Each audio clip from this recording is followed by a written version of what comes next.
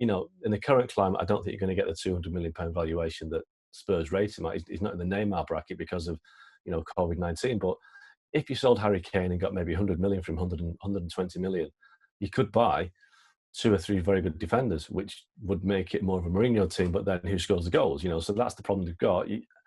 It's a tough one. I don't know where you go. I'd keep Kane. I think at 27, he's probably missed the boat for a really big move. I don't think Real Madrid, Bayern Munich, Barca, Juventus are in the market for him. So I think Kane and Tottenham are stuck with each other. It's not a bad place to be, but if you sold Kane, you get 3 defenders. So weigh that one up. All right, well, that's perfect time, I suppose, now that Spurs have European ambitions, and I suppose they've now kept themselves in that conversation. Wolves is another team, of course, that definitely has European ambitions. They have been playing in Europe. However, they played against Burnley today, and they had a nice lead, but then let it slip. 1-1 is how it finished. Augie, how much will they be hurting by this, especially given that Spurs result that we just saw?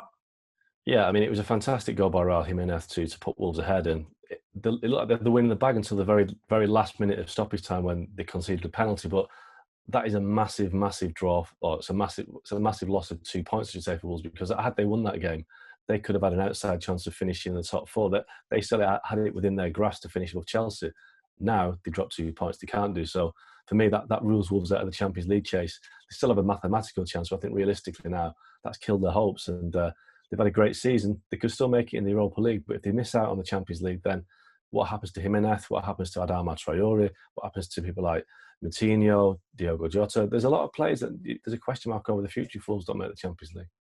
Well, we have to just continue on that one because, like you said, I mean, Raul Jimenez's stock just continues to go up. Adama Traore, again, is somebody that has been linked with some other now top 4 clubs as well. But we do keep talking about Wolves, sometimes even for top 4 spots and at least European spots. And now that they have, tasted European football as well, they're constantly in the conversation. So can they afford to let players like this go, or are they in any position to actually hold on to these players so they can continue building? I think Wolves are well back financially. I don't think they've got any concerns in terms of having to sell players. But I think the issue certainly with Jimenez is that I think he's 29 now. And I think if he gets the opportunity to go to a major club in Europe, a real superpower club, it's going to be hard at his age to turn it down. This could be his last chance of a really big move. Now, Wolves obviously are a club that's growing, but if a Man United come in or a Bayern Munich or Real Madrid, you can't deny Raul Jimenez that opportunity to play for a big club like that.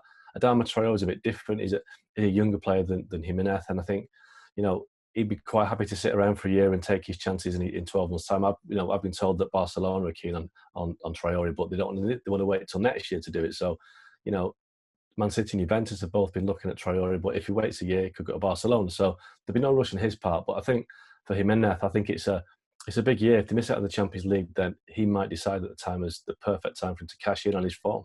Well, thank you very much for watching ESPN on YouTube. For more sports highlights and analysis, be sure to download the ESPN app. And for live streaming, premium content, and let's not forget as well, ESPN FC 7 days a week. Subscribe to ESPN+.